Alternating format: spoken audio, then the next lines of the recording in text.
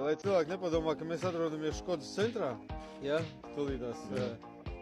Mums Tāpēc viņi ir mums daudz. ir Audi, Opels, Mercedes, Volvo, Toyota, BMW, Porsche un atkal Škoda. 2017. gads, automātiskā ātrumkārta, kruīzes kontrole. Tāks, nu ko mēs redzam? Ne visiem ir vajadzīgs tas ādas salons, ja? Cena ir 11,990, protams, ka runājam. Jā, un nekontrolēties, dargie draugi, prasīt atlaides. Ja jums nav vajadzīgi pilnu baku, vai jauns ziemas riepas vai ceļojums uz Eģiptu, tad jūs varat droši prasīt atlaidīt mums kaut kādu. Vot šitā ir 19. gada, ja? Laikam viss bija automāti. Bet atšķirās komplektācija. Šitām divām jau ir ādas salons. Komplektācija mums ir praktiski kā Škodas centrā. Pats pilnākais.